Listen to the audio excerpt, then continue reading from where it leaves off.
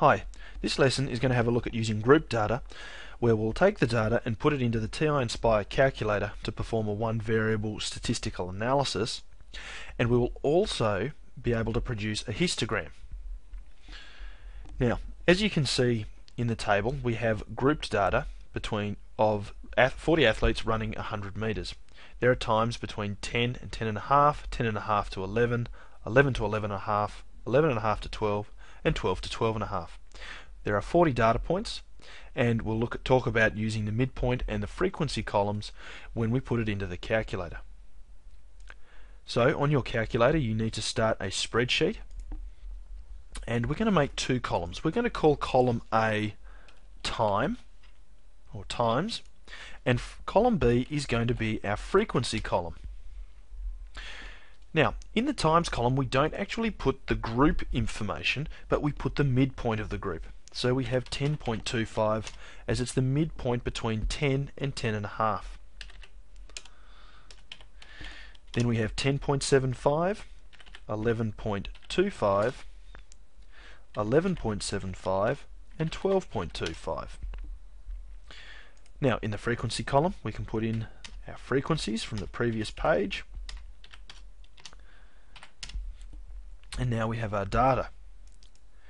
And so what we can do now is we can still perform a statistical analysis like we learned in the last lesson, but now we have a frequency. So we have the midpoint 10.25 occurring 5 times. Menu, statistics, stat calculations, one variable statistics. We still only have one list to analyze. The first list, x1, is times.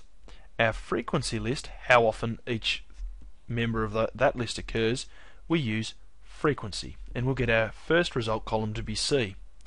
Click OK, and you can see that it performs exactly the same calculations as in analyzing the previous video, but this time it has used the frequency.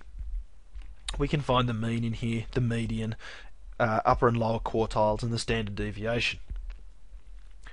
Now, to produce a histogram plot of the data, once this is done, we need to go to Menu. When we've created other graphs, we've gone home and started a graphing page, but this time we don't. We go instead to Data, and we're going to create a summary plot. Now, the X list this time is times. We're going to leave summary list as frequency, and we're going to put it on a new page and go OK. And we create this.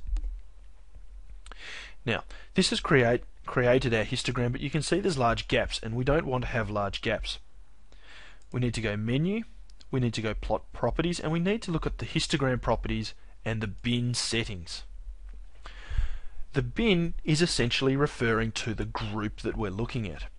If we go back to the earlier table, we saw that the first group was 10 to 10.5, so we actually have a group width of 0.5, and so that's the first thing that we need to change. So the width is 0.5. The alignment is the beginning of the first group that we used. Our first group starting point was 10. So we set it up and click OK, and now we have the correct type of frequency histogram. Now, in our frequency histogram, it's most important that the midpoint be the middle of our histogram when we draw it, and 10.25 is that midpoint with correct bin width, and we can see that there are no gaps between them.